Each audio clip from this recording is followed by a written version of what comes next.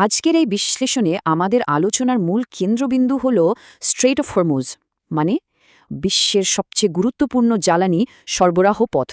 একটা ছোট্ট সরু জলপথ কিভাবে পুরো পৃথিবীর তেলের লাইফলাইন হয়ে উঠতে পারে, ব্যাপারটা আসলেই চমকপ্রদ।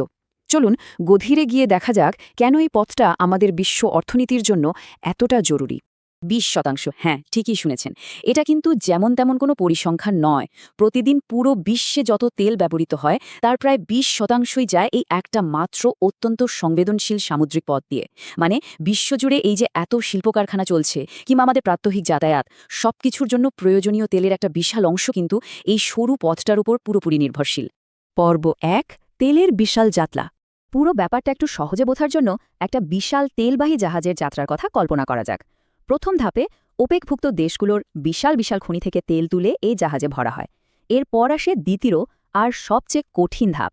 জাহাজটিকে পাড়ি দিতে হয় অত্যন্ত সরু আর ঝুঁকিপূর্ণ সেই স্ট্রেট অফ হরমুজ। এই কঠিন বাধা পেরোনোর পরই কেবল তৃতীয় ধাপে গিয়ে জাহাজটা বিশ্ববাজারে পৌঁছতে পারে। সহজ কথায় পুরো বিশ্বের জ্বালানি নির্ভর করছে এই একটা মাত্র বিপদসংকুল গেটওয়ে নিরাপদে পার হওয়ার ওপর।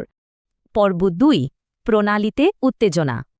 এখন সমস্যা হলো এই অতি গুরুত্বপূর্ণ সরবরাহ পথটা কিন্তু মোটেই ঝুঁকিমুক্ত নয়। যুক্তরাষ্ট্র, ইরান এবং ইসরায়েলের মধ্যকার যে দীর্ঘদিনের ভূ রাজনৈতিক উত্তেজনা, সেটাই অঞ্চলটিকে একটা মারাত্মক জটিল কেন্দ্রবিন্দুতে পরিণত করেছে। ধরুন, একদিকে যুক্তরাষ্ট্র আর ইরানের মধ্যে সামরিক উত্তেজনা তো একদম দৃশ্যমান, সেখানে যুদ্ধজাহাজের উপস্থিতি, ড্রোন অপারেশন বা সামরিক মহড়া, এগুলো তো যেন নিয়মিত ঘটনা। অন্যদিকে ইসরায়েলের সাথে সংঘাত পরিস্থিতিকে করে তুলেছে আরও বেশি অস্থিতিশীল। আর ঠিক এই তীব্র সামরিক কার্যকলাপের মাঝখান দিয়ে কিন্তু তেলের জাহাজগুলোকে অত্যন্ত সাবধানে পথ চলতে হয়। পর্ব 3, নৌবাহিনীর টহল। এত সব বিপদের মাঝেও একটা আশার দিক হল আন্তর্জাতিক নৌবাহিনীগুলো মূলত একটা বিশাল নিরাপত্তা রক্ষী বাহিনী হিসাবে কাজ করে। ইতিহাস ঘাটলে দেখা যায় এই সামুদ্রিক অঞ্চলে অতীতেও বাণিজ্যিক জাহাজে হামলা কিংবা মাইন বসানোর মতো ভয়াবহ ঘটনা ঘটেছে। আর তাই তেলবাহী এই বিশাল জাহাজগুলোর জন্য একটা নিরাপদ পথ তৈরি করতে, মাইন অপসারণ করতে, এমনকি ড্রোন আক্রমণ প্রতিহত করতে বিভিন্ন দেশের নৌবাহিনী এখানে দিন-রাত ক্রমাগত টহল দিয়ে যাচ্ছে। পর্ব 4, বৈশ্বিক অর্থনৈতিক ধাক্কা। যদি এই পথটা স্থিতিশীল থাকে তাহলে বিশ্ব অর্থনীতি একেবারে নির্বিঘ্নে চলতে থাকে। কিন্তু একবার ভাবুন তো, যদি কোনো কারণে এই প্রণালী বন্ধ হয়ে যায়, সাথে সাথেই বিশ্বজুড়ে এক ভয়ঙ্কর জ্বালানি সংকট তৈরি হবে আর বৈশ্বিক অর্থনীতি খাবে এক বিশাল ধাক্কা। সবচেয়ে অবাক করা বিষয় কি জানেন? বাস্তবে হয়তো পথ বন্ধ হয়নি, কিন্তু এই অঞ্চলে সংঘাত বা হামলার সামান্যতম গুজব ছড়ালেও বিশ্ববাজারের তেলের দাম রাতারাতি হুহু করে বেড়ে যায়। পর্ব 5, দৈনন্দিন জীবনে প্রভাব।